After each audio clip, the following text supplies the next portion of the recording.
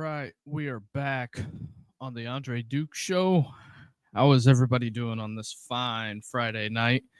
A little housekeeping things to take care of really quick, but outside of that, nothing too major. But I will say the phone lines are open. Number to call is 260-255-4069. Also, if you can do us the biggest favor and you like this content, hit the like and subscribe button. I know it takes a little bit for the folks to get in here.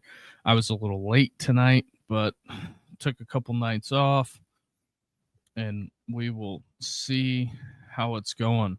But outside of that, like I said, phone lines open. Number to call 260-255-4069. And we'll get the program started. Let me get this out of the way, get that link in the chat. But national championship coming up, only a couple of days away. A few more sleeps until we see Indiana take on Miami. I know there's a ton of people that are probably I think this is one of the most highly anticipated national championship games that we have coming up. But I think to a certain extent, some of the folks out there would like to see more.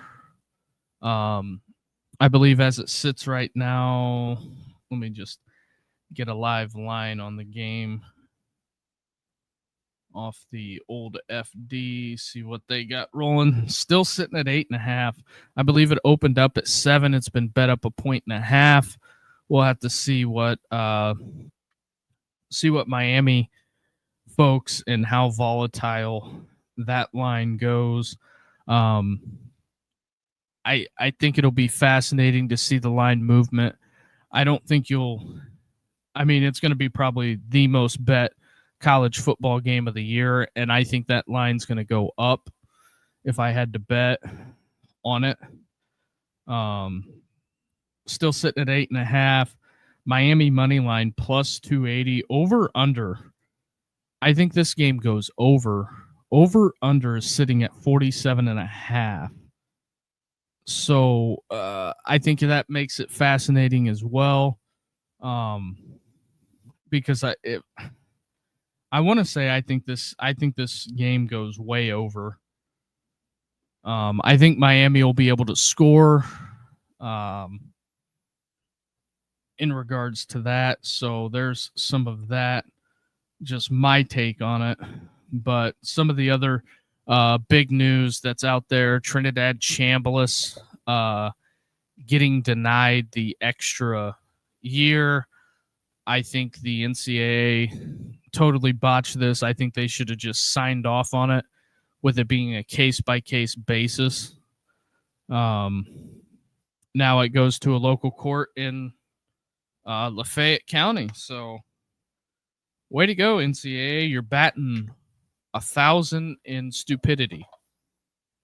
But I know some people would disagree with that. But for some odd reason, Kip Lewis and John Mateer had to announce that they were coming back to Oklahoma. I didn't think they were leaving, but whatever. I find it fascinating that had to happen, but whatever. It is very interesting to say the least. I think that where this sits, also, phone line is open if you want to call. We'll get into a myriad of topics. Also, Rod Moore was granted another year of eligibility. He's going to get a 6th year, the Michigan player. So I think that's going to be the NCAA granted that one. So I guess we'll see how it shakes out. But I kind of knew whenever Pete Nakos tweets, sources tell On3 that conversations remain open between Ole Miss and Princewell. I'm not even going to try to attempt that. All options are on the table. So nothing final there. So we'll see. We'll see where this whole portal thing shakes out. I think the big thing when it comes to the portal, you just have to be in there by the certain time frame. So there's that. I'm not optimistic that they're going to get in there and fix this whole thing, but you never know. Rod Moore's 6 year of eligibility, and then Dante Moore, the Oregon quarterback, which is interesting on the Raiola side of things. Raiola ends up committing to Oregon. Raiola goes to Oregon. Dante Moore's future was uncertain. Dante Moore decides to come back to school. Now they have Dante Moore and Dylan Raiola. So I guess we'll see how that is going to shake out. But I think as long as Raiola is getting the bag, I think he'll probably be cool with sitting, to be 100% honest. He's going to go from Nebraska. Here's one of my issues, and I'm not trying to pick on Matt Rule by any means. I think it's hard to get kids fired up to go to Lincoln, Nebraska. Your in-state talent isn't the greatest as far as skill player wise, so you got to attract people to come to your university. So with that being said, I think Raiola went there. His uncle coached there. His dad went there. There was a lot in there for the Raiola family. I think they went to Nebraska, thought that they were going to have a big year last year, try to push for the playoffs. Well, that didn't happen. So Raiola ends up getting hurt this year. I think he made the decision, we're going to go. I would say his dad probably made the decision, we're going to go somewhere where you can be protected so you're not getting your legs snapped. So I think at the end of the day, that's kind of where that had fallen into. But if anybody disagrees with that, you can always call in. Phone lines are open. Number to call, 260-255-4069 is the number to call. And if you call me with unknown number, it won't ring through. So that is the way the iPad is set up. But I don't know how this Oregon thing is going to shake out. I don't know if Raiola will get cold feet. There's a lot of unknowns right now, in my opinion, when it comes to the transfer portal. Also, in other news, Virginia Tech is drops JMU. They're citing ACC schedule changes, but I think that's I'm calling BS on that. I think that they dropped them just for the simple fact of they don't want to lose to JMU. I think that a lot of people are trying to blame James Franklin for it, but I'm not going to put this one on Franklin. Although, I mean, it's fascinating to say the least that they would just stroke a check for $800,000 and let it ride. So I'm not really shocked per se by it, but I guess we'll see what James is going to do in his first year at Virginia Tech. I know there's a ton of excitement around the program. It's just the whole thing to me is off-putting and kind of bizarre, to say the least. I think that the fact that they did that, the fact that they did that, I think people were going to call them out for it no matter what. It was inevitable. But then again, also these schedules are, they're scheduled like 4 or 5 years out in advance. So I don't know what schedule changes the ACC did, but I know like the Big Ten schedule, all the non-cons are the first 4 weeks. So some schools have big games, other schools have Kent State, the Akrons. That's the way the Big Ten schedule is formatted. So I know the one thing the SEC likes to do is they like to give you the 3 non-cons, and then the 4th week conference play starts, and then they add pretty much an open date with, most teams have an open date with a FCS school down south, typically. The third or the second to the last week of the season for the SEC schools is a bye game, and it's been like that for years. So I don't know what they're citing. I haven't looked into it that deep. I just seen a bunch of people cracking on Virginia Tech on dropping James Madison. So that's kind of where that is at.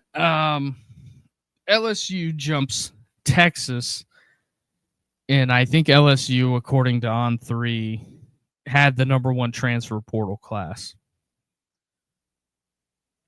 I think it's going to be interesting. I think LSU is going to be a zoo the entire time Kiffin is there. I just don't know how you avoid it.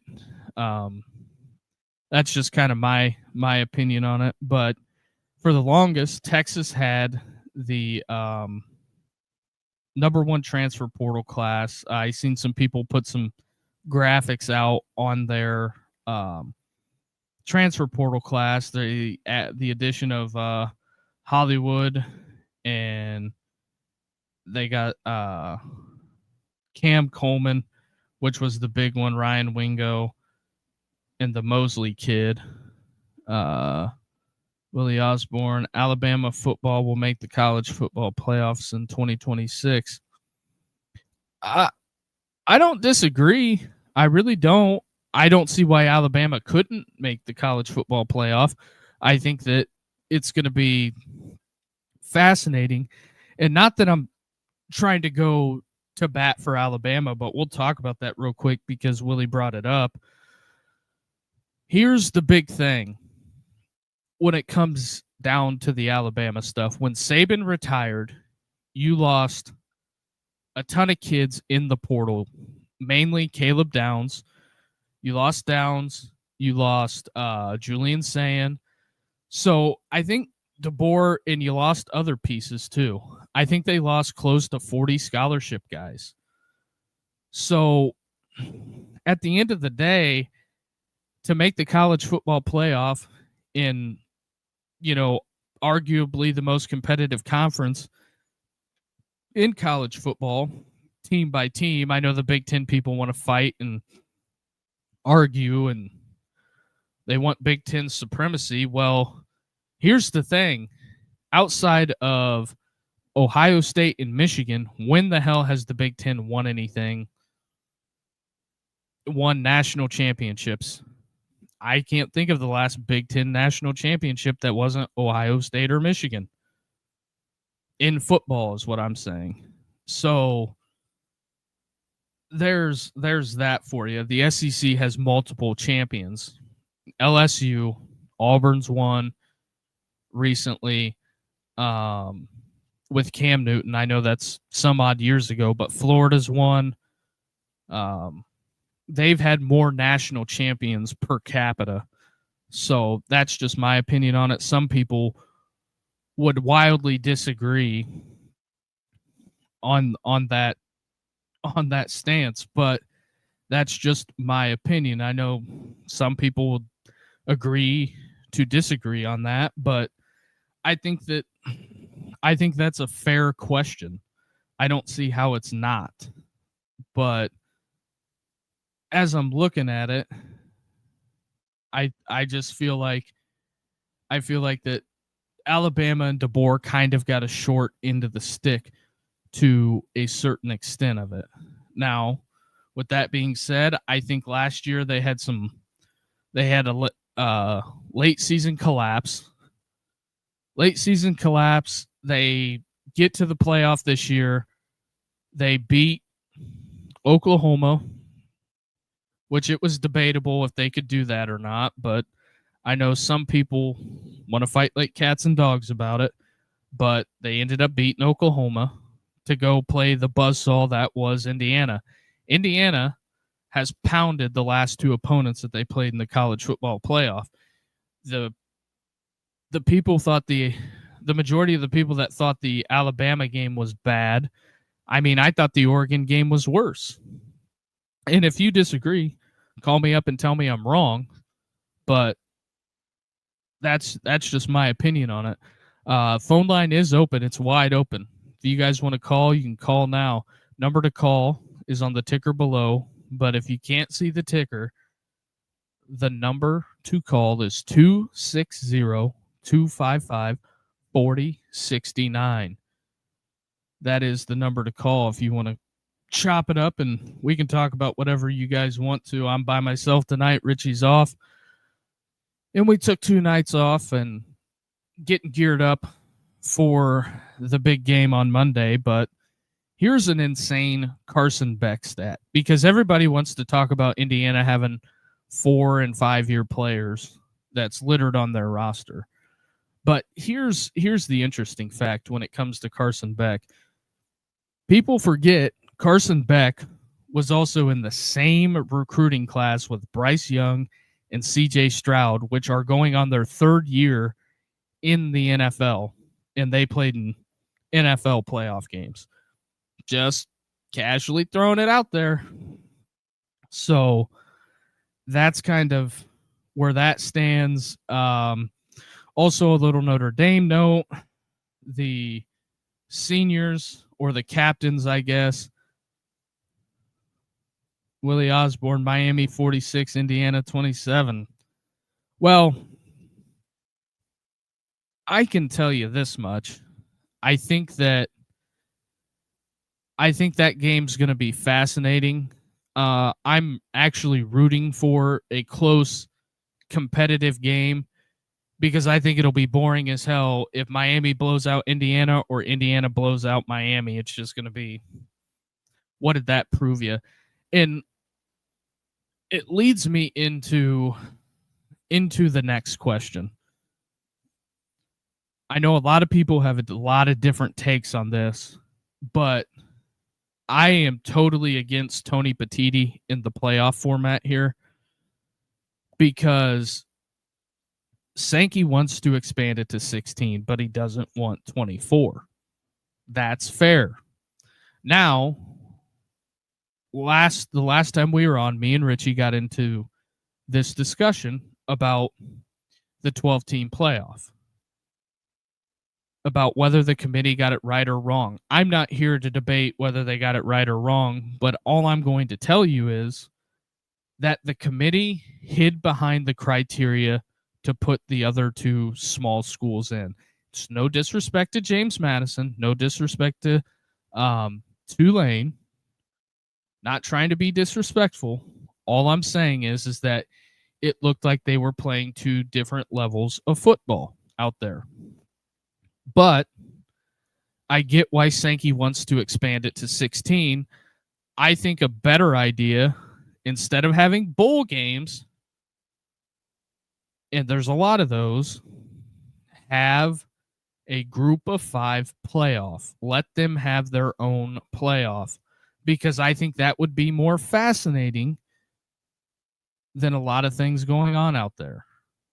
Instead of although the Pop-Tarts Bowl, they blew it out of the water. I don't care what anybody says. The Pop-Tarts Bowl did better ratings than the 2 group of 5 playoff team games.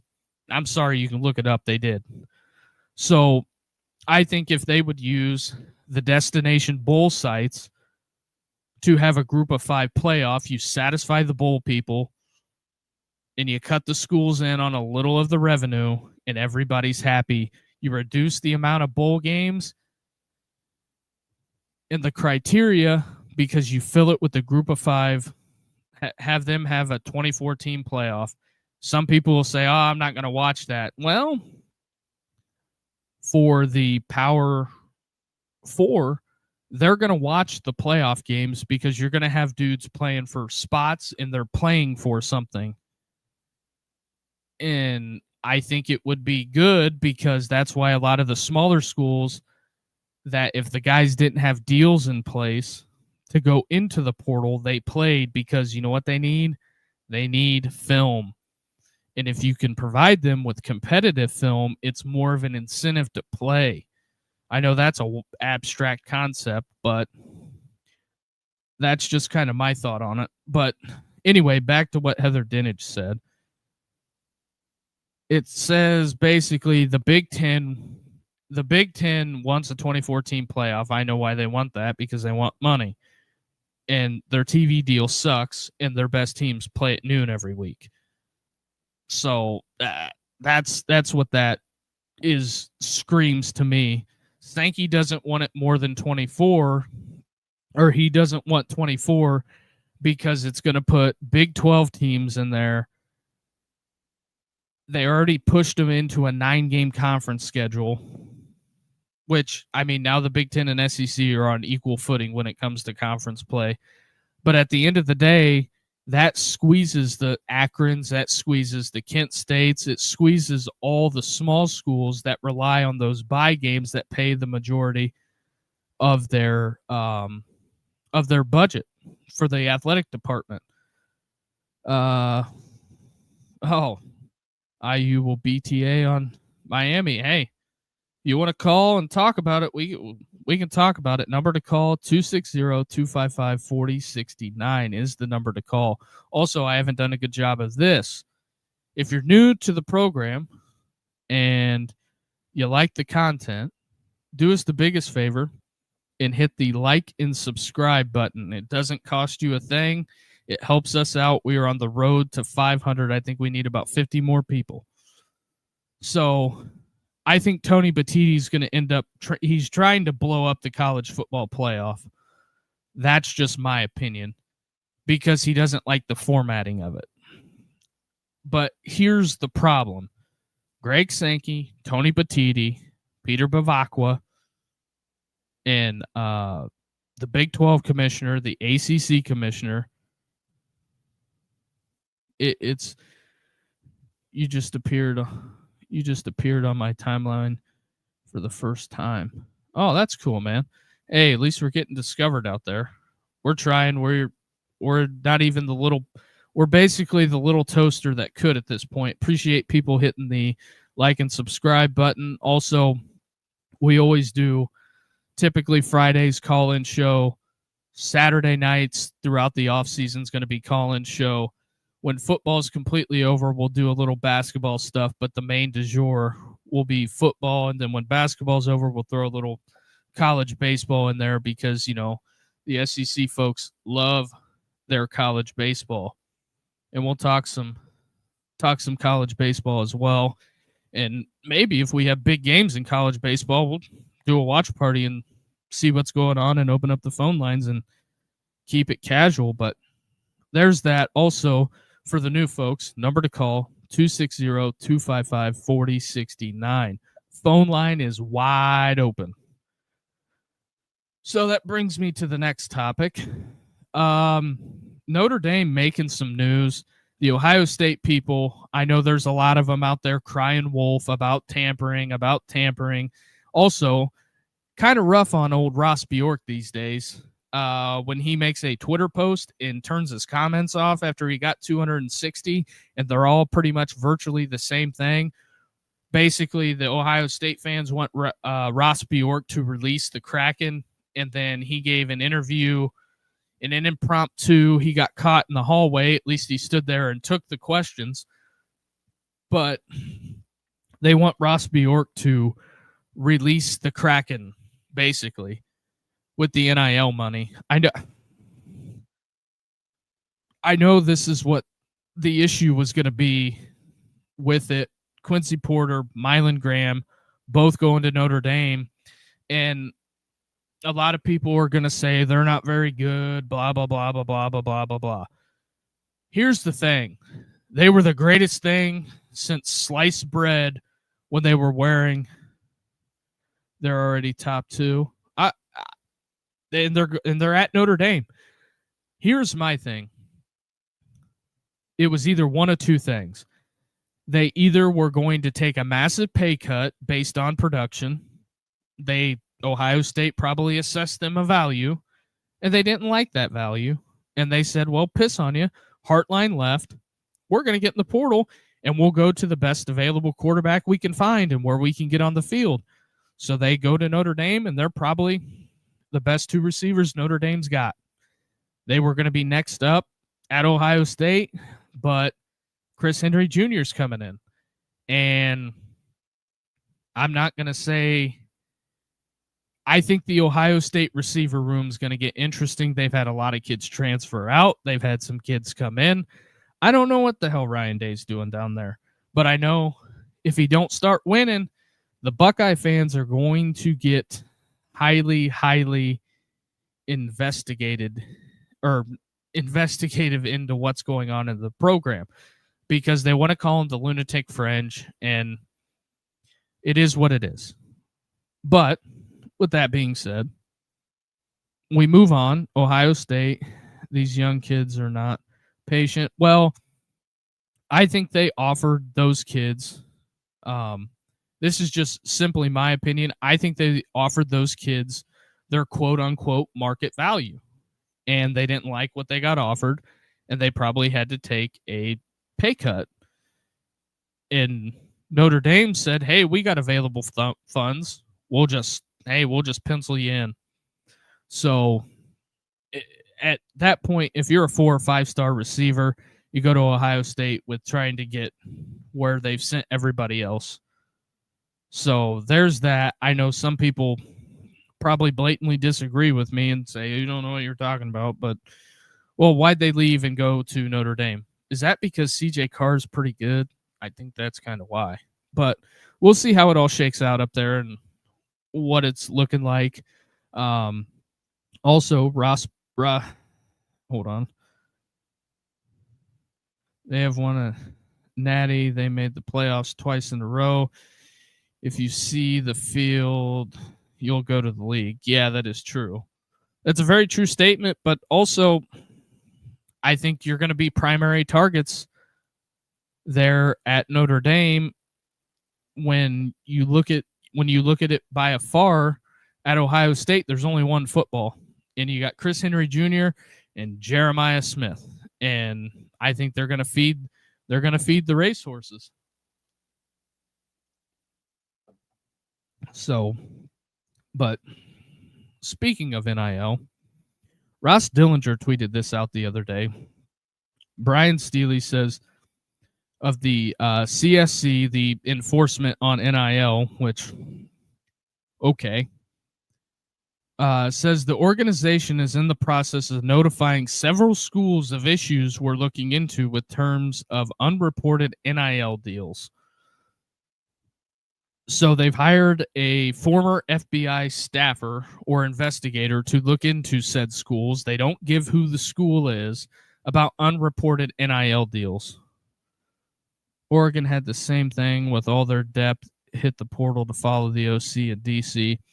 See, that's also, I think, a little bit of a problem too, because Will Stein's been making moves there after Mark Stoops got fired, which not really shocked he got fired.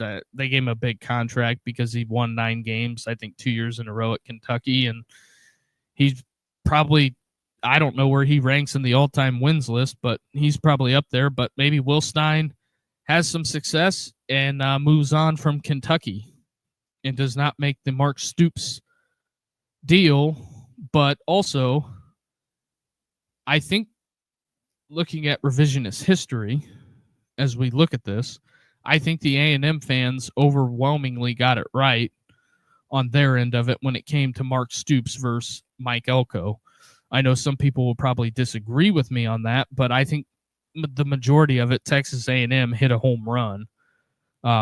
Obviously, they didn't have the playoff success, but when you look at it, it's year 2. Do you think this is a stepping stone for Will? Yes, I definitely think Kentucky is a stepping stone job, just like I think Arkansas is a stepping stone job. I know some people will disagree with me on that. Their fan bases will vehemently fight back on that, but I think one school that turned stepping stone into a premier job is Ole Miss. I think that Kiffin took the brand to a higher level than it had ever been to before since Johnny Vaught was there with Archie Manning back in the 60s. But I think on Ole Miss's side of it, they got their guy that they wanted that wants to be there. I don't think Pete Golding's leaving. I think there's a handful of jobs that you leave for. I think LSU's on that list. I think Texas is on that list. I know this is going to hurt some Florida fans, but I think that LSU messed up when they didn't hire John Summerall, but they hired Lane Kiffin and turned that into a PR nightmare. So we'll see how it shakes out. If I was LSU, I would have hired John Summerall. Had major success at Tulane. Every year that John Summerall's coach, he's been a head coach. He's played for a conference championship in both leagues. You can argue it's the Sun Belt. You can argue that it's the AAC, but he's been there 4 times, and he's made a college football playoff. Whether you agree, disagree, it's not really up for debate. The committee used the criteria to hide behind, period. So there's kind of that. But yeah, they're, I guess, looking into give us your top 10 coaching jobs. Top 10 coaching jobs. I got to write them down so I can visually look at them, because that's the best way to do it, in my opinion. I think probably starting at number 1. Starting at number 1, the best job in the country, if you can do what you can do and have people leave you alone, is Texas. I think Texas is number 1. I think LSU is number 2. I think Ohio State is number 3. I think number 4 on that list is Alabama. I think 5 on the list is Michigan. I'll throw it out there. I think number 6 is A&M, just based on purely resources. I think A&M is an underrated job that people gloss over. I think that looking at A&M from afar, it's a better job than what people think it is, and I know they have the weirdness that goes along with it. And then I would say number 7 is Georgia. I think Georgia has massive pockets, and they don't tell you about it. That's the big thing. They don't tell you about their massive pockets that they have. I think number 8 on the list. Number 8 on that list is Notre Dame. The Domers. I know people will hate that, but you can control your schedule. You can control a lot of the variables at Notre Dame. And one of the other, because they're new money college football, I think you got to throw Texas Tech. I think you have to throw Texas Tech in that mix. In the number 10 job, I know people vehemently across every conference will disagree with me on this. but they have a ton of money and people don't realize it. It's not going to take an effect this year, but it might in a few years, because watch what they do in basketball. BYU. I'm telling you, BYU's got big dollars. BYU has a lot more money than what people think they do. I'm just telling you. That's just my opinion. So people can agree, disagree with that, but I thought I was pretty transparent. I think a job that just misses the cut is Clemson. I think Clemson has a ton of money too. Dabo just doesn't spend it. And I think the other job, that is a big job that people don't realize that they got a ton of money, SMU. Actually, SMU is 11 for me. SMU, BYU, they have a ton of resources. It's just they don't have the longevity track record. They don't have the longevity track record of doing the big things in college football because they had the death penalty, because SMU had arguably one of the best. They had one of the best QB running back combos in all of college football. Like, they were beating Texas, they were beating everybody in the Southeastern Conference back when that was a thing. They had a little quarterback named Lance McElhaney. They ran the triple option with Eric Dickerson, Hall of Famer, and Craig James. Unbelievable. Go back and watch how they ran the triple option, and they just killed people with it. I know that's back in the Stone Age, but I'm just saying SMU had all the makings to they were one of the modern day NILs, before NIL was a thing. They just got caught and sloppy, and that's how they did it. But that's just my opinion. Top 10 coaches. Ooh, top 10 coaches. This is gonna right now in college football. Top 10 coaches. I gotta think about this a little bit. Number 1 coach, because he's won back to back. Kirby at UGA. I think Kirby is elite. Got 2 natties. I would say number 2, because of recency bias, is Ryan Day. We'll see how it shakes out. I think Day is number 2 on that list. I think Kalen DeBoer at Alabama, 3. I know I'll get some pushback on that, but I think you can't argue with he's won everywhere he's been. He just hasn't won the big one. He took Washington to the national championship and lost to, that Michigan team. I think going into it, I think you got to put Cignetti on there at 4. I think that's where you got to put Cignetti is 4. And I'm going to put Mario right behind him, because Mario went from a couple years ago, the fan base turning on him, to wanting him fired, to he's playing for a national championship Monday night. So what I know, Miami fans were not, I don't think, divided on the Manny Diaz firing, but I think for all intents and purposes, it's worked out for Miami. Now, when I look at some of the other coaches on the back end, I think number 6, I put Marcus Freeman on there.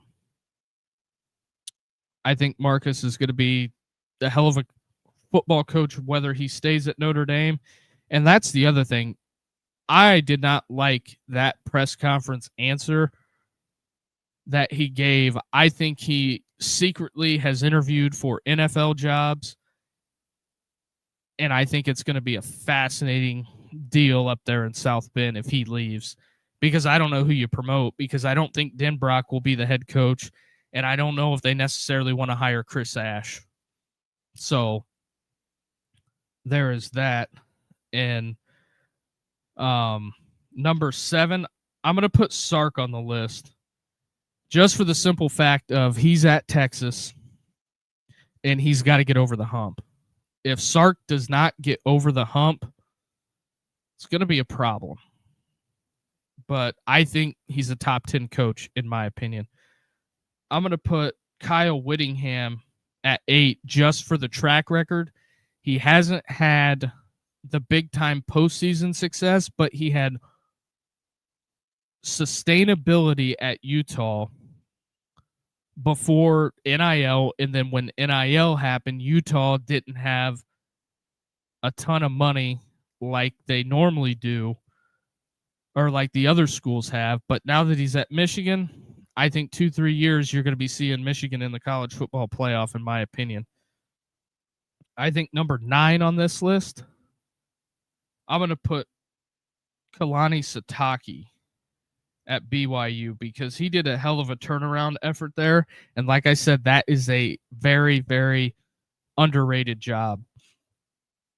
And I think number 10, Clark Lee at Vandy, because he has turned that program around, stole the number 1 quarterback from Georgia. I think Vandy has a lot to offer.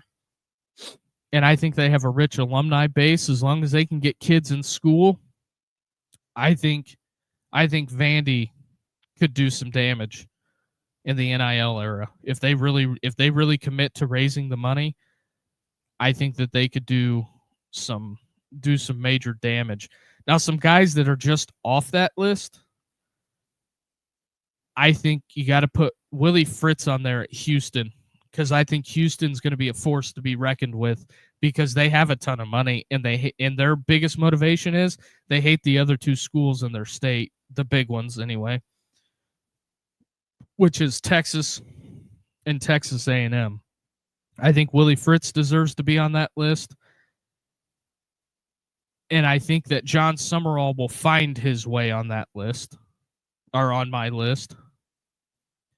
And I also think Josh Heupel will turn it around as well at Tennessee.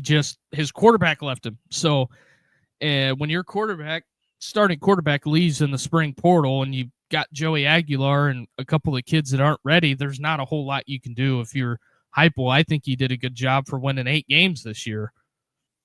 I didn't think Tennessee would win over 6. So no Nico, no problem. I think the Tennessee fan base is kind of delusional, but we'll see. And also a sleeper on this list, because he hung around and they got a $60 million donation that nobody really wanted to talk about, is Missouri. I think Missouri's going to be a force to be reckoned with Austin Simmons. I think he's an outstanding, unbelievably talented kid. So we'll see how it shakes out there at Mizzou. They put a ton of money into the stadium. They got rid of that awful open-ended stadium. It was an eyesore when you watched it on TV, but they're going to have a hell of a facility there at Missouri. I don't care what anybody says. They're investing big dollars into football. So we'll see where it shakes out with Missouri. But Heupel, definitely. And I think I would like to see where Tony Elliott shakes out, being at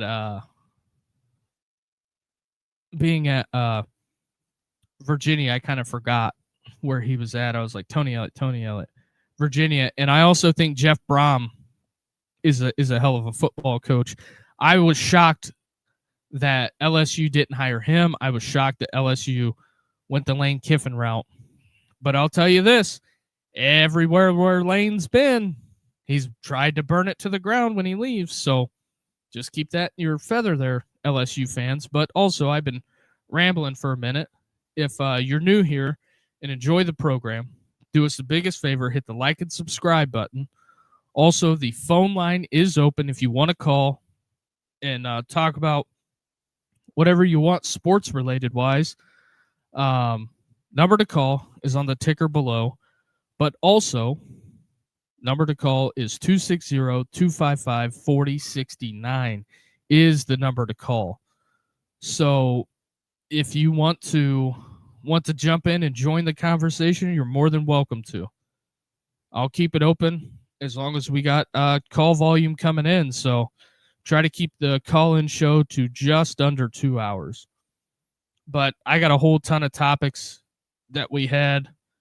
Also, let me know in the chat if you try to call and it goes to like voicemail or whatever, and if there's something on my end that I've got to get figured out. But speaking of Vanderbilt and Clark Lee just got named the AFCA president of the Coaches Association. So shout out to Clark Lee because he kind of deserved that. I mean, he's won 10 games at Vanderbilt.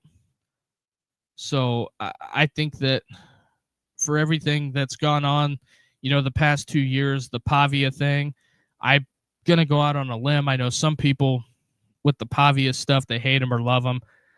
I'm just, you know what, Diego, go to the NFL and see what you can do, man. But I think that some fans, and this goes out to the Auburn folks, when you fired Hugh Freeze, you lost 3 quarterbacks, 2 running backs, 5 receivers, 2 O-linemen, 2 D-linemen, 2 linebackers, 5 DBs, and a safety. Now, some people at Auburn are in the spin zone trying to spin it off as this is the greatest thing since sliced bread. Do I believe that it's a good thing to lose Deuce Knight? No, because he's at Ole Miss now. Do I think it's a good thing to lose Cam Coleman? No, because he's at Texas now. I just feel like that Auburn kind of jumped the skis on firing Hugh. Even though the offense was bad, he gambled on 2 quarterbacks and he didn't get one to hit. So I think that for everything about Hugh Freeze, I'm not being the Hugh Freeze defender. All I'm saying is he picked 2 bad quarterbacks, and it didn't work in his favor. That's what I'm saying. But as we do, we move on. Auburn, you moved on from Hugh Freeze. Is your roster gonna, with a whole bunch of USF guys, is it gonna be the Cignetti effect and Auburn's gonna be an unstoppable force? I don't know. Maybe. We'll have to see what it looks like and what the roster looks like going into August and everybody getting through spring camp or fall camp and all that stuff. So we'll see what it shakes out to be, but I'm just going to be more cautious this year than I was last year because I bought into the hype of Arch Manning. I bought into the hype that I thought Auburn was going to be good. Hey, that's on me. If you looked at them on paper, they were supposed to be a top 25 team, and it ended up they couldn't score any points. Jackson Arnold was overwhelmed and looked like he wasn't engaged and checked out. So we'll see how it shakes out, and we'll see what the long-term effects are of them losing Deuce Knight. Deuce Knight's a Mississippi kid. Whenever he committed to Notre Dame, I was just like, can't count the chickens, Notre Dame fans. And, the Notre Dame fans wanted to go all out and do on the smear campaign, and then tweet at him and do all that other stupid crap. I just feel like grown men tweeting at high school kids because they don't like their college decision as Bush League, but whatever. So I seen this list. Also, the Rat Rundown posted it. The top 10.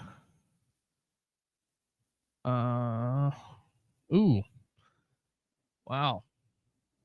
Georgia lands an ex-Oregon quarterback in the transfer portal.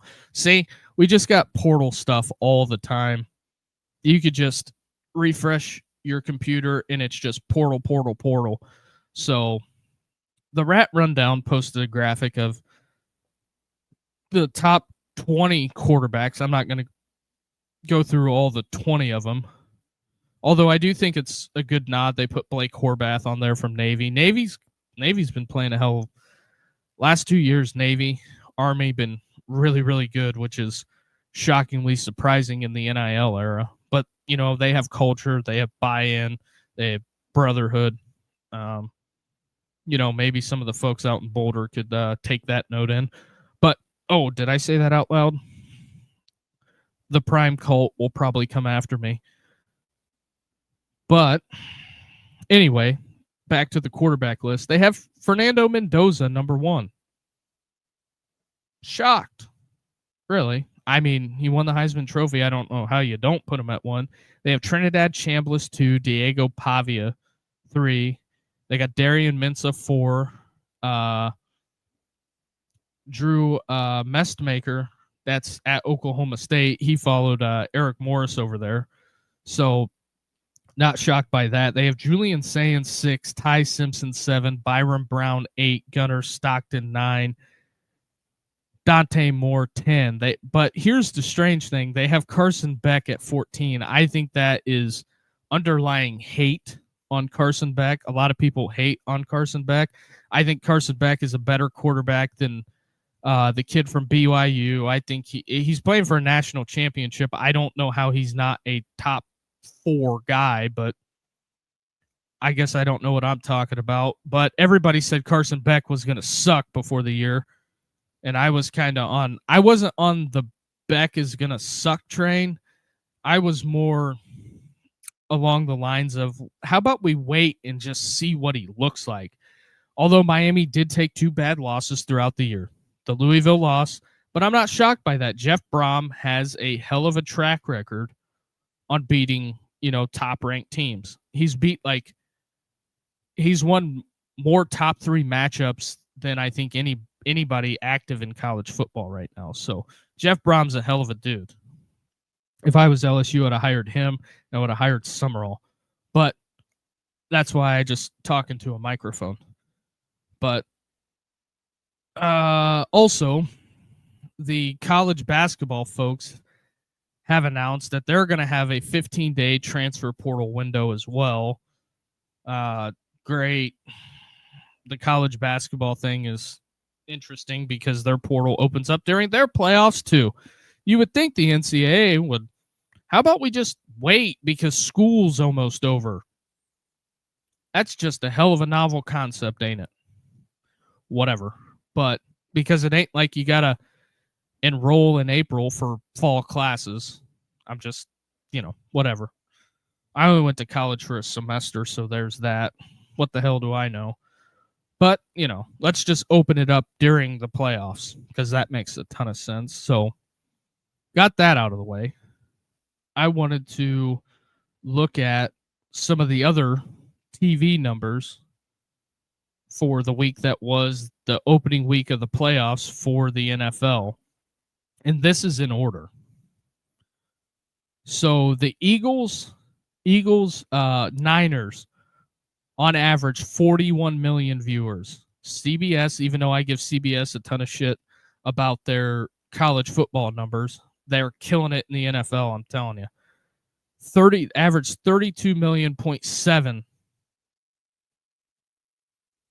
viewers for Buffalo, Jacksonville, Green Bay, Chicago on Amazon Prime, 31 million. Houston, Pittsburgh on a weeknight, no less. 29 million for Monday Night Football on ESPN. Sunday Night Football gets kind of crushed. 28.9. That's the night before everybody's got to go to work.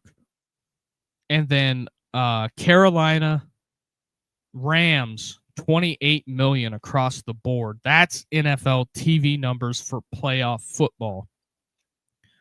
Just throwing it out there.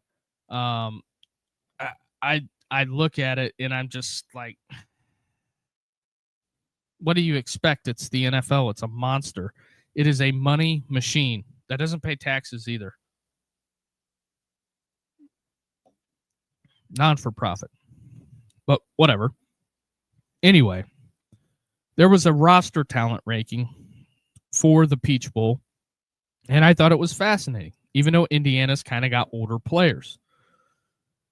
When it came to the 5-star breakdown, and this is analytical people doing what analytics is, Indiana has the 72nd best roster in college football. Oregon, on paper, has the 5th best roster with 6 5-stars on there. Indiana 0.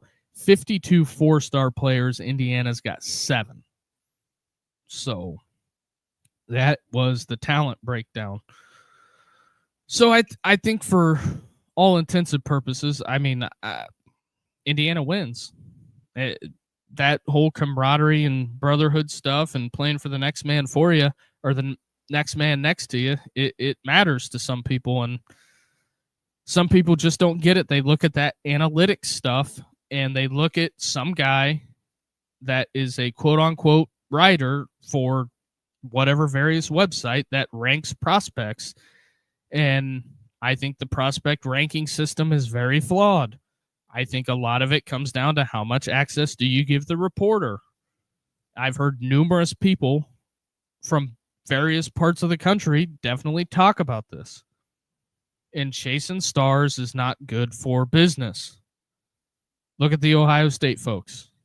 They're obsessed with stars. I'm just telling you, they were obsessed with stars. So, although they got rid of Greg Soudoir, stud, he's the head coach at IMG, and the only thing he did was recruit 5-stars at Ohio State and didn't like him, got rid of him. Justin Fry didn't land major recruits, but he goes and gets Josh Simmons, 1st-round tackle, Paris Johnson, 1st-round tackle, and then they wanted to run Justin Fry out of town. So I guess we'll see how that shakes out for him. Good luck, Tyler Bowen. You are on the most hated list because, one, you're not a former Buckeye. This is how this goes at Ohio State, and then we'll get on Miami's dynamic playoff run. I just want to make this point. If you're not a former Buckeye, if you're the offensive line coach, defensive coordinator, offensive coordinator, they're going to hate you no matter what you do. Ohio State fans crash out when they punt. I'm not kidding. Go read Message Board Genius. Whenever Ohio State plays, it just lights up, and they could be up, like 42-0, and there's people still complaining. So that's just kind of where that's at. It's going to be an interesting day when Ryan Day decides to go to the NFL or hang it up because he's just tired of it. But anyway, enough about the Buckeyes. Also, I'll throw it out there again. Phone line is open. Number to call, 260-255-4069 is the number to call. So there is that. What do we got here? IU's average starter age is 24. Oregon starter age is 19. 4 to 6 year seniors matter. Yeah, they do. But here's also the other fact on that.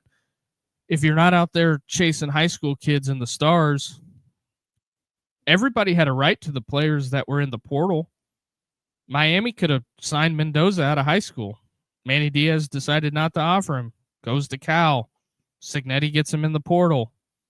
All those kids that Indiana portaled in, everybody else had equal opportunity to go get them. So I'm just saying that's kind of where that's at. It's like free agency in baseball. 30 or 29 other teams had the option to sign Shohei Ohtani.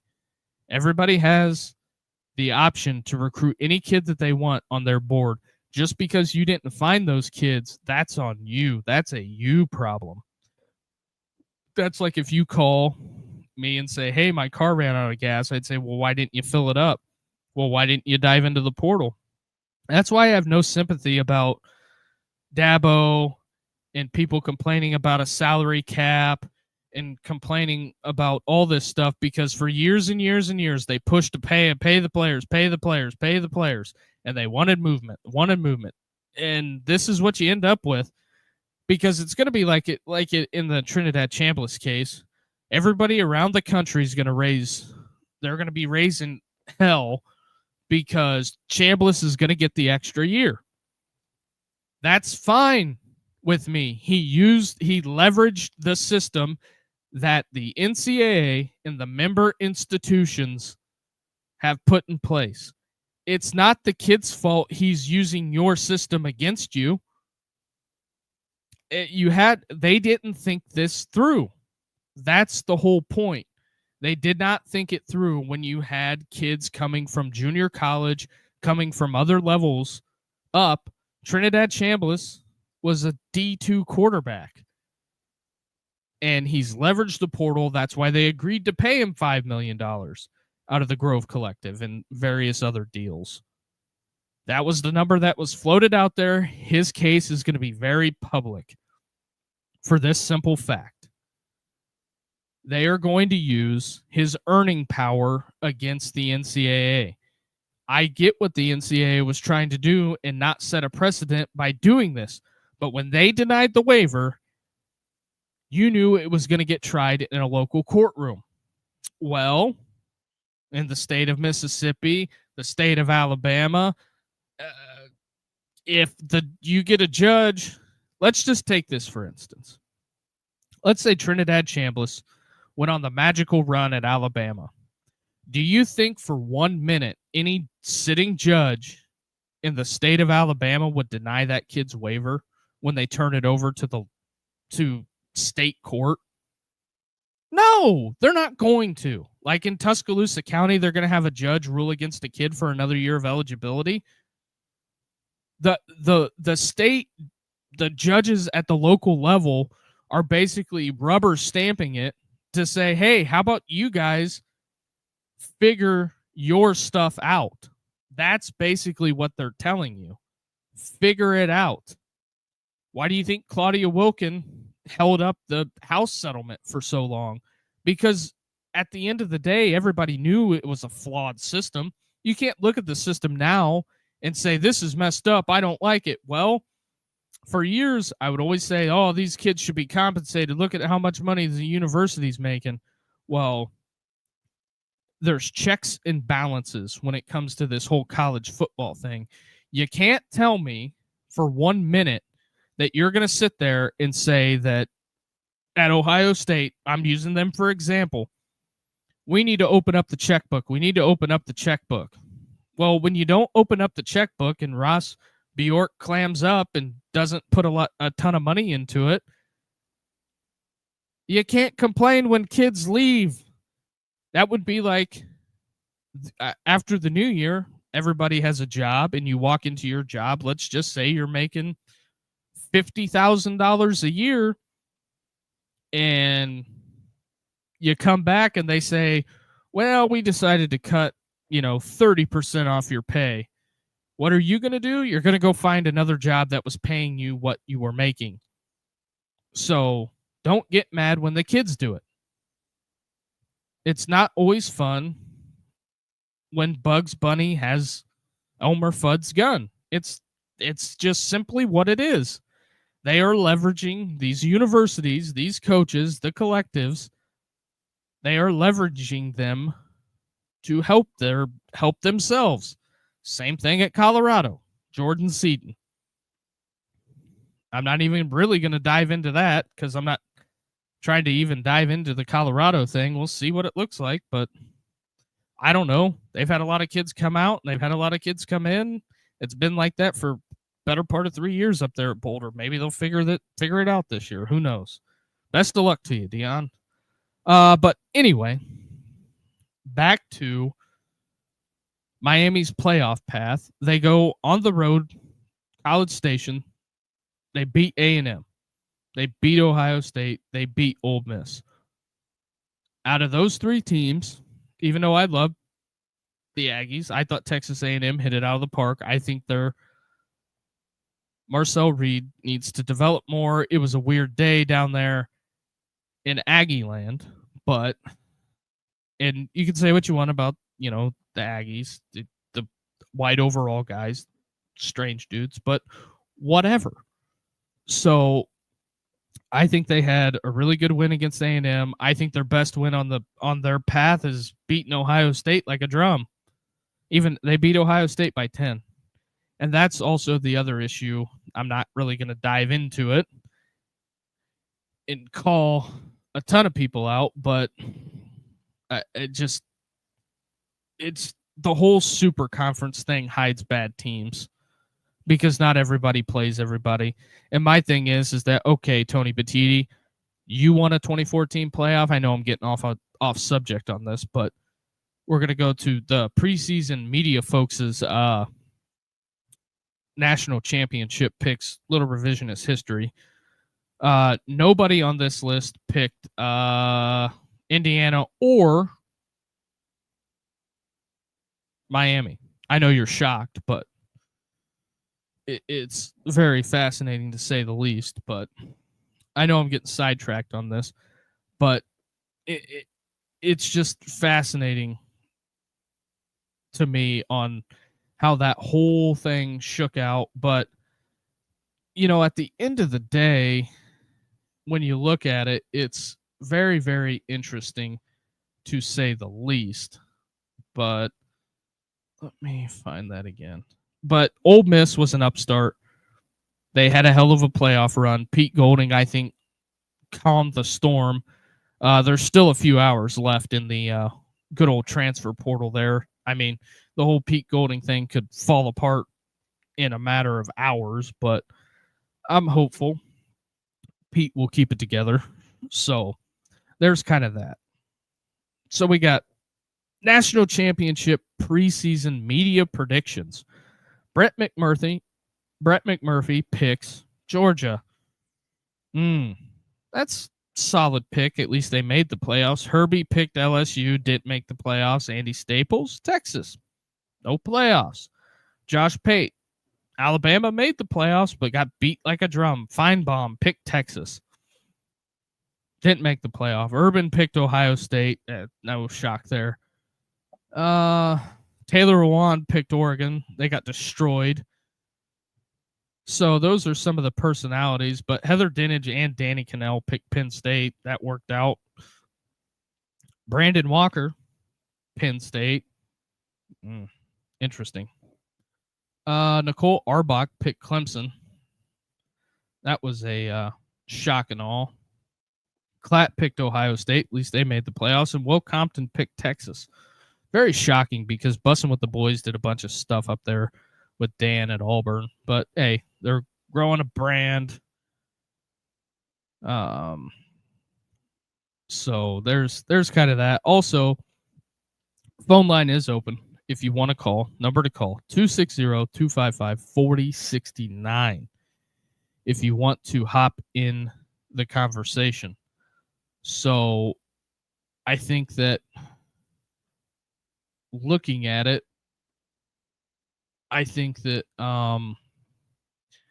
as we go down the line for the people the pundits that pick national championships contenders, but I thought it was fascinating just some of the ways some of the people pick the teams. And I don't think anybody foreseen Penn State completely self-destructing, kind of like the same way Clemson did. But I think Clemson got off to a bad start whenever they lost to LSU that first week. And I just feel that Clemson and Dabo just never got it going. They won some games, but, I think they lost to Syracuse this year. So, but also on that top 10 coaches list, I think Fran Brown will be up there. He's just got to get to a bigger job, but we'll see. I thought Florida would have hired Fran Brown, and I thought LSU was going to hire John Summerall. I thought that was the move. So there is that. We'll get back to some more pressing issues. Although I watched this story break in real time, and that's just somebody who is on Twitter a bit. Pat Forty tweeted, I don't know if he tweeted it first, but try to give people credit from where I see it. Pat Forty breaking news. Federal investigators today are filing sports bribery and wire fraud charges against 20 people in relation to fixing games, points shaving, and performance manipulating in college basketball. Among them, they named the gamblers and several former players. Guilty or innocent until proven guilty. So that breaks. I have a 4-box on of all the sports channels. I have ESPN, ESPN2, FS1, and NFL Network. I'm going to give the NFL Network a pass on all of that going on. I know there wasn't a lot of details that led with it, but I'll give the NFL Network a pass because they're the NFL Network. But ESPN and Fox, no mention during the morning segment of it. They didn't cut in with breaking news that there was a gambling scandal. Nothing. Not one iota. I watched it for 35 minutes to 40 minutes as it was playing out on Twitter. And if you weren't on Twitter, you didn't know about it if you were watching the worldwide leader of sports. I'm just saying. And I think it's because one of the major factors is they got this thing called ESPN Bet that they're trying to get off the ground that they keep losing money on. But who am I? I'm just saying they didn't talk about it. So I find it fascinating that, programs like this, it makes it into our news topics. Instead, what they led with was they talked John Harbaugh going to the Giants into the ground. It was Harbaugh, Giants. It's just like, yeah, John Harbaugh's head coach of the New York Football Giants. That's great. Do a segment on it. How about you talk about the breaking news? You have a giant, probably one of the biggest gambling scandals in college basketball outside of like Arizona State and Boston College back in the day with Henry Hill shaving points and doing this, and we've had some other stuff. Whenever they said point manipulation, I'm like, they're talking player props, guys. That's what they're talking about. So I just feel like I don't know why ESPN just completely ignored it and did not talk about it. Very bizarre to me. So there's that. That's my opinion. I'm sure there's going to be all kinds of news and more stuff that's going to leak out and all the stuff like that. Like baseball had the betting scandal with the Guardians pitchers for like 10 grand when they were making millions a year, just whatever. I don't get it, but that's just my opinion. But also, since the Patriots are back relevant and Gerard Mayo was fired last year, Robert Kraft said, and I quote, "The decision to let go of Gerard Mayo and his staff after 1 year was a costly one." Well, what did you think it was going to be, Bob? Did you think it was going to be cheap to get rid of Mayo and, the contracts of 15, 16 coaches? Did you think that the agent that you negotiated the deal with, it was going to be a walk in the park? Like, I guess Bob Kraft hasn't ever had to hire a coach. I think the only coaches under Kraft were Parcells, and I think he left on his own. And Pete Carroll, I think Carroll left on his own. So, or they might have fired Carroll, but it wasn't to the complex contracts of the NFL that we see today.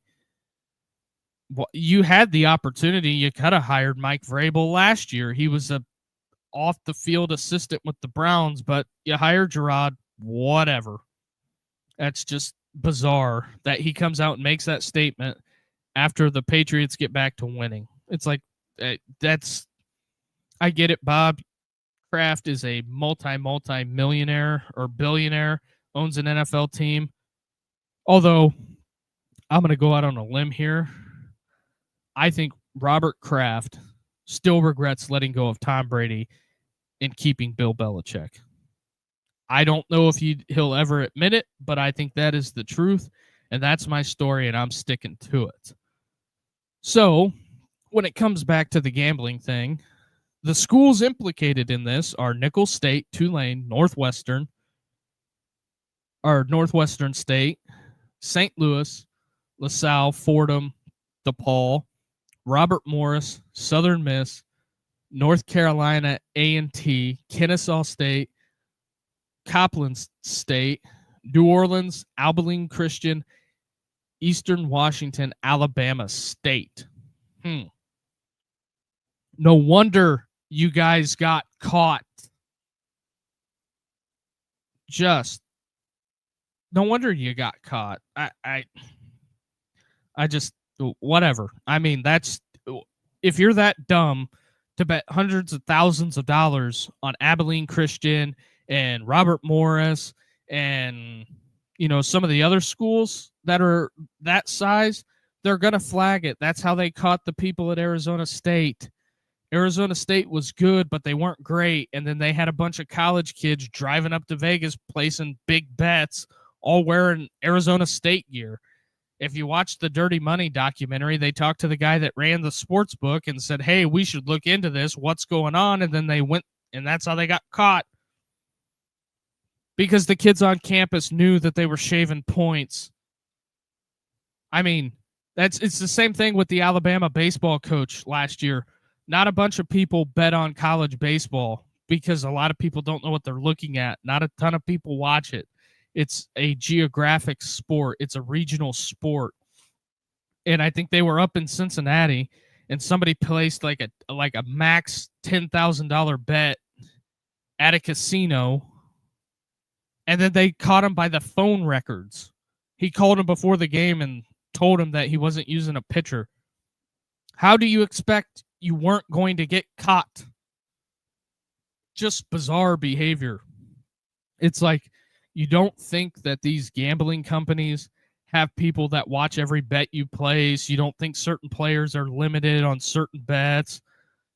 Why do you think I think it was FanDuel last year shut off like mid-season? People were making a ton of money live betting certain props, like will they go over or won't they go over a certain amount. And then as soon as FanDuel had a couple of bad days of getting taken to the cleaners, they said, yeah, boys, we ain't doing that no more. So there's that. But if you're that stupid to bet hundreds of thousands of dollars on a Nicholls State basketball game, you deserve to get caught because you got to bet on. I'm not going to give people a blueprint, but I gamble a little bit, but I know there's going to be more bets on a Indiana-Michigan State game than Abilene Christian Nicholls State. I'm just saying. Just saying. So there's that. We'll move on from the gambling stuff, and we'll go to Matchmaker on Instagram posted this graphic. It's a matchups of Bob Stoops versus Mac Brown. Bob Stoops actually winning record against Mac Brown. Bob Stoops comes out under Stoops from 1999 to 2013. Oklahoma goes 9-6 versus Texas with one shutout, and they hung more than 50 points on them 1, 2, 3, 4 times. So Bob Stoops, and out of five of those 9 wins, just gave Mac Brown an absolute ass kicking. But Mac Brown did give it back to Bob Stoops though a couple of times. So pretty even. I don't think that series will ever be what it used to be, because Bob Stoops and Mac Brown, in my opinion, are 2 Hall of Famers. I know some people would probably argue up and down that Bob Stoops and Mac Brown couldn't get over the hump, but they both got national championships. Mac Brown won his natty with Vince Young, beat the vaunted USC Trojans. Last time they were relevant, believe that was back in 2005, and then Stoops, I think, in 2000. Josh Heupel, that's a blast from the past. So that is the Mac Brown, Bob Stoops, Red River shootout kind of history between those two. But also, I'll throw it out there again. Phone line is open. Number to call, 260-255-4069 is the number to call. So, there's that. Also, if you're new here, do us the biggest favor. Hit that like and subscribe button. That helps us grow the platform. We're at 446 on the road to 500. So, ESPN threw this graphic out there about Miami's average offensive lineman weight opposed to Indiana's D line. This is why I think the portal closes on Eastern time because the NCAA is located, their headquarters are in Indianapolis. So I don't know if we're going to have some last minute portal additions, but it's going to be very fascinating to say the least. Just, portal commit here, portal commit there. Also, we've introduced a new thing into recruiting. We've got portal flips. The Hollywood that he was, I believe, originally committed to going to commit to Alabama, flipped it midway and committed to Texas. So we got portal flips now. Who knew? In these exciting times of college football, I know everybody loves it. When I just kind of wait to see what the roster is in the preview magazine, because hell, anymore you don't know. But the average weight of the Miami offensive line is 331 pounds. Some big fellas. Indiana's average defensive line is 278. So I think the quote unquote experts that are, because I'm telling you now, McAfee will pick the Hoosiers, Saban will pick Miami. I think Saban has picked against Indiana every step of the way, because he knows in the back of his mind, there's no, for the diehards in the Big Ten and the diehards in the SEC, basically I'm talking the SEC folks, you should be rooting against Miami,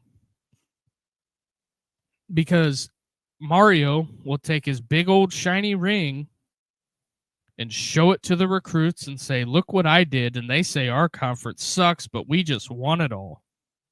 Nana, nana, boo, boo. That's what Mario's going to do to you. So I think that is very interesting, to say the least.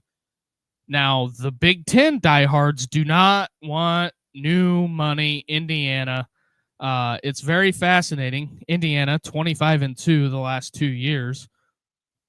The establishment Big Ten folks hate this.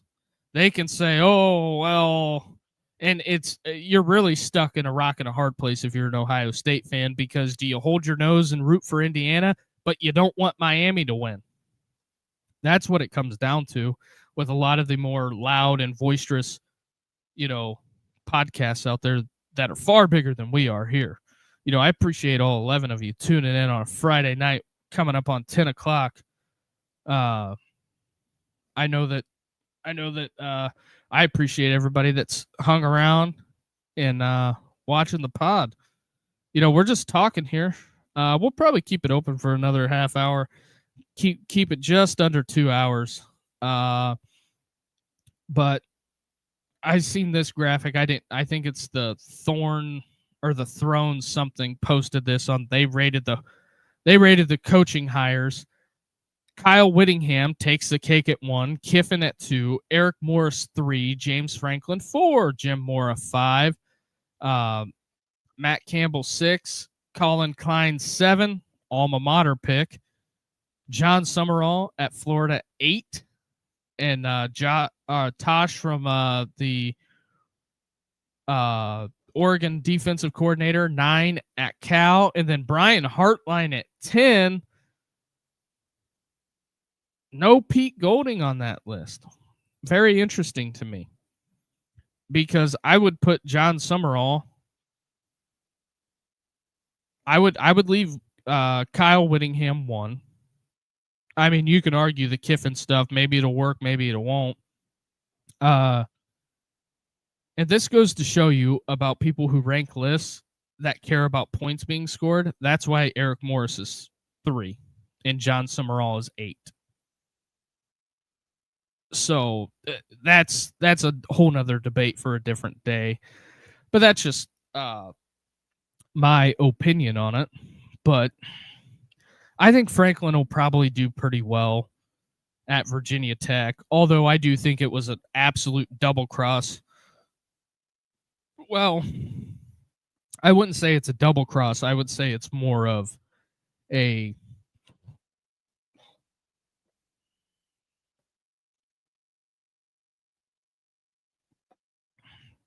excuse me. Sorry for being rude. I have bad mic etiquette, if you haven't noticed, but I think that where it stands right now, I think Matt Campbell, for me, it's a wait and see.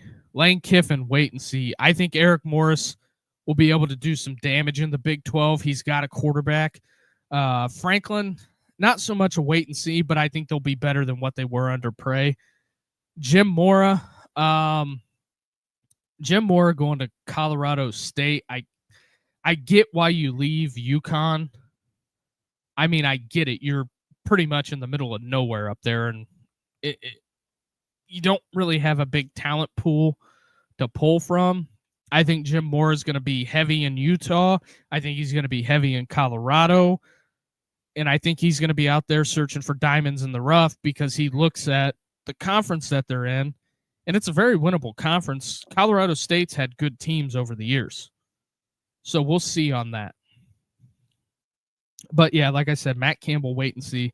I think Kellen Klein is a good, sneaky hire for Kansas State. He went to Kansas State, and I know some people say don't coach at your alma mater, but he was one of the, I think, last great Bill Snyder quarterbacks.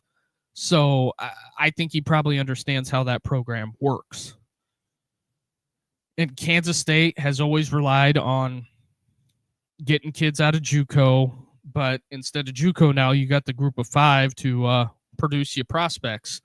So I think Kellen Klein will most likely be, I think he's a better offensive fit for what he did with Marcel Reed at Texas A&M.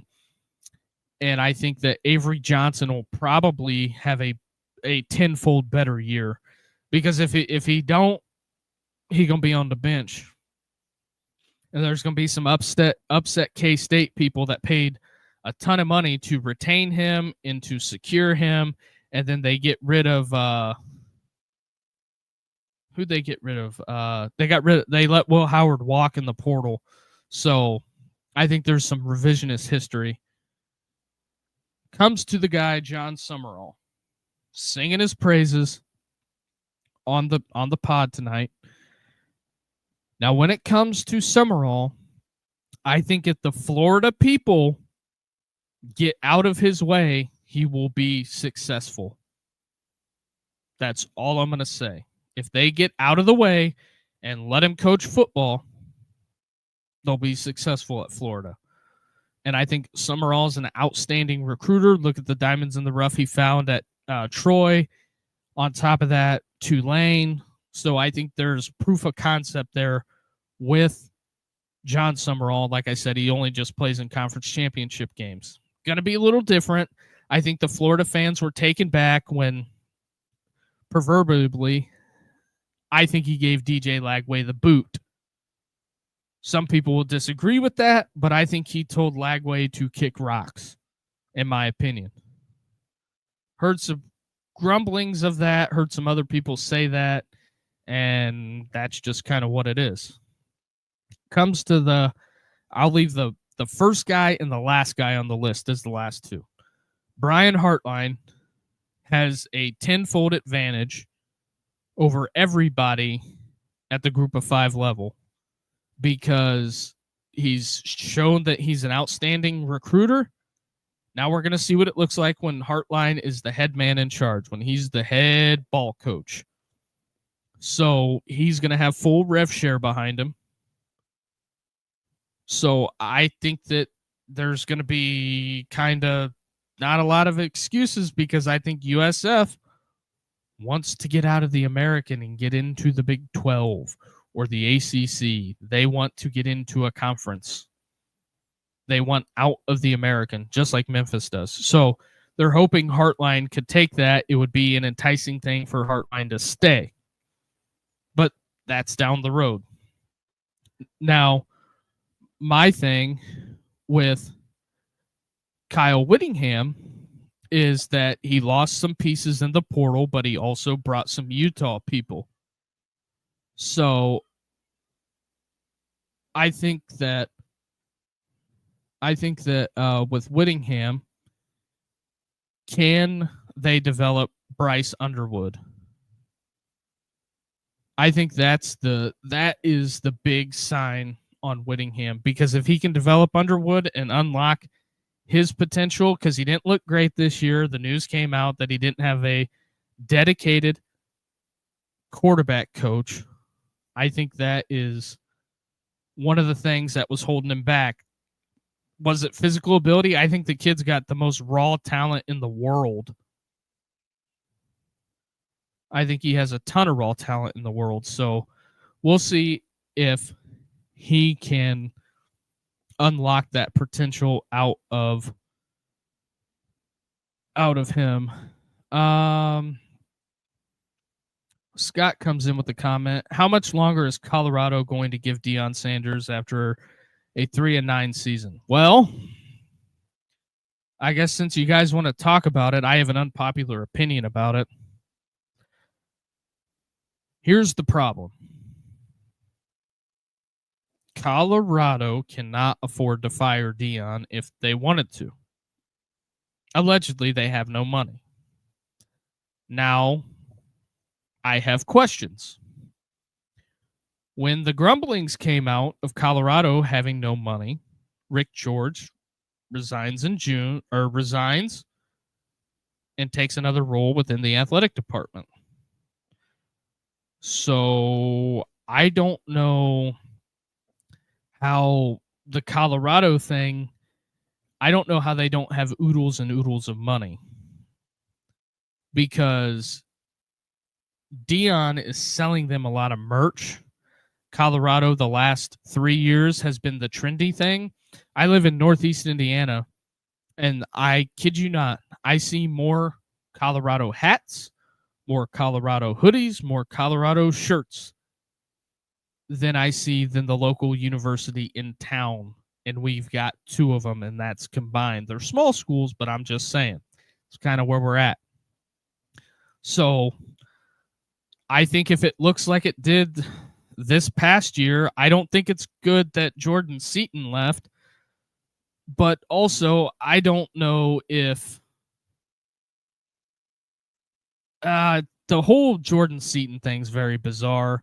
I don't care what anybody says. It's bizarre to me because it was Mr. Colorado locked in, and then it was just,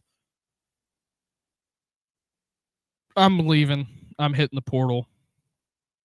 So I think it's very bizarre, but that's just me. I think if they go 3-9 and it looks like it did this past year, I think they give him another run at it, or because he's not going to resign with like $45 some odd million left on his contract. He'd be dumb to. I don't think he'll resign. Do I think Deion Sanders gets them back to where they are? I don't know. It depends on how good the portal is. They had some shakeups in the player personnel department. I believe their guy went to Memphis. We'll see how it works out. We'll see, is Memphis and Charles Huff going to recruit better players than Deion and Colorado? I don't know. we'll see, which I think that was an underrated hire as well, Charles Huff at Memphis, because I think if he gets him in the college football playoff, he's going to be a head coach in the SEC. So I think Huff is at Memphis 18 months, 36 at most. As long as he don't crater at Memphis, I think he'll be okay. He's got Aaron Nolan, former 4-star, went to Ohio State, so we'll see. He didn't play at South Carolina. Then Lenore Sellers announced he was coming back, so Air hit the portal. It's kind of what it is. Guys need tape. They want to play in the NFL. Got to go somewhere to get tape, and I think Memphis has money. So I think that going forward, Memphis is the upper echelon of the group of five. I think JMU, major investment. I think Memphis, major investment. And USF, major investment. And I think Tulane is finally getting on board. Will Hall taking over the program for John Summerall there. So I think that out of the myriad of topics that we've had tonight, I think that's one of the ones that I kind of missed was Charles Huff being at Memphis. He leaves Marshall kind of in a blaze of glory because I don't think they wanted to give him a raise. I don't think they wanted to do a lot of things with Charles Huff. So Marshall kind of effed up their program by doing that because he took like 22 some odd players with him. And Marshall couldn't even play in a bowl game. They had to get Louisiana Tech. That was 5-7 to go fill in for him because Louisiana Tech actually had a roster that could compete. So there's that. I guess moving on from that, but mark my words, 36 months, Charles Huff doesn't crater, makes a CFP. He'll be getting another job soon and a pay raise because he turned the worst team in the Sun Belt into a respectable team. He gave Mississippi State a run for his money. He wasn't even at Southern Miss is where he came from. He wasn't even at Southern Miss a year. So he ends up lucking into that. Silverfield runs on over to Arkansas to call the Hogs. So we'll see where it all shakes out. College football playoff TV numbers from last year. The semifinal game that Notre Dame played Penn State averaged 17.8 million. Notre Dame, Penn State, big brands. And then the Ohio State, Texas game, 20.9 million viewers. And then the national championship did 22.1 million viewers on average. Then you turn it over to this year. Indiana, Oregon did 18 million. And then you had Miami do 15.8 with Ole Miss. So there is that. So we'll see what this national championship brings. I think it'll be one of the highest viewed national championship games out there, to say the least. But we'll slide on over to ticket prices, and then we'll wrap it up here. Appreciate everybody joining the pod. I've only got a couple more topics, and then we'll get everybody out of here, and we'll enjoy Friday night, and then and then also we're going to be back tomorrow about the same time.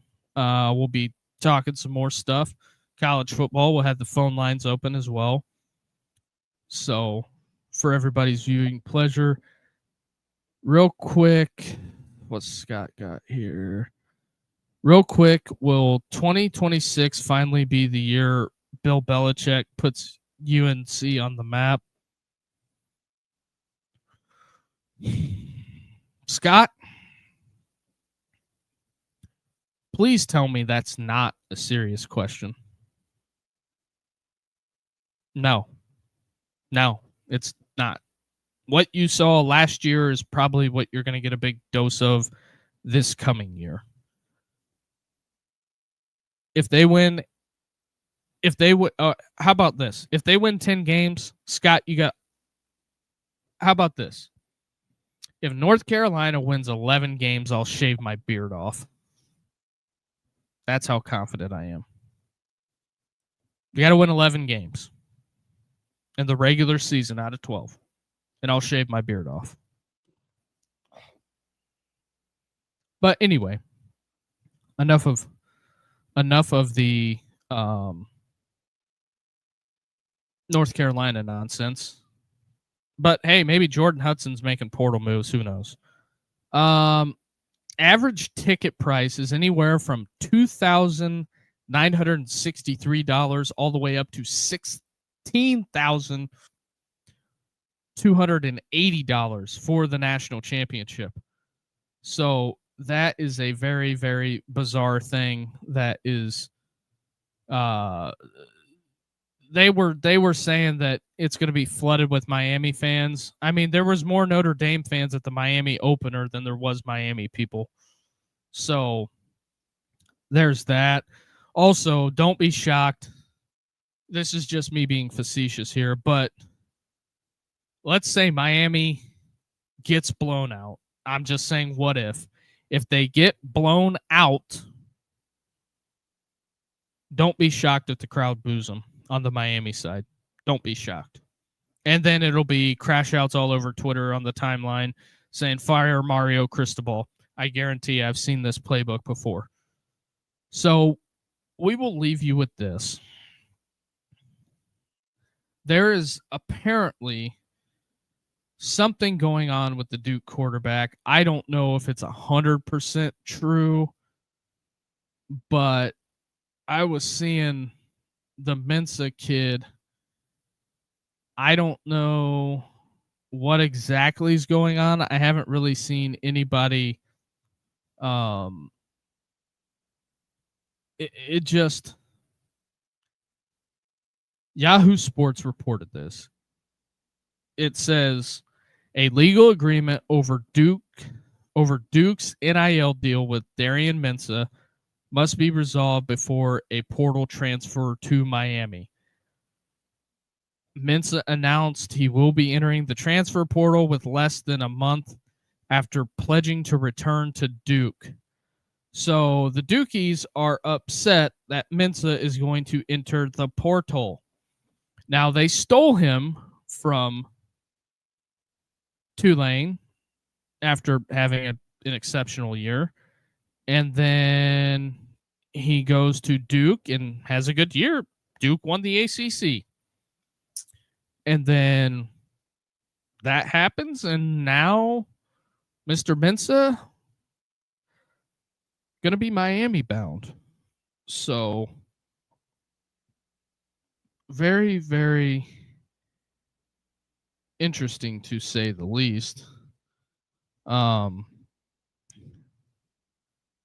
don't know what exactly that's going to bear fruit, but we'll keep an eyeball on that. I'm sure at 6 a.m. we'll have some type of answer on whether Mensa is going to be playing for Duke or Miami, and I lean he's most likely playing for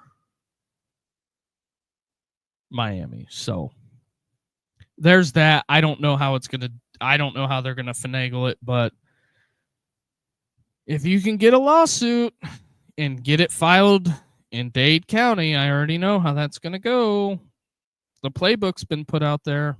So I don't know what exactly Duke is going to do, because I'm sure the university, it will kill them in recruiting. And this is what I will say for it. If they go after the kid for the money, somebody from Miami will pay it. And they will use it against you in recruiting and say, if you ever decide to leave them and they lie to you, they'll come after your money. So that'll get used against you. So the only thing I got to say for Duke football and Manny Diaz, pick your battles. Wise man told me that one time, pick your battles. So that is pretty much everything I have for tonight. I appreciate everybody who tuned in tonight. And if you've made it to the end of the podcast, do us the biggest favor, hit that like and subscribe button.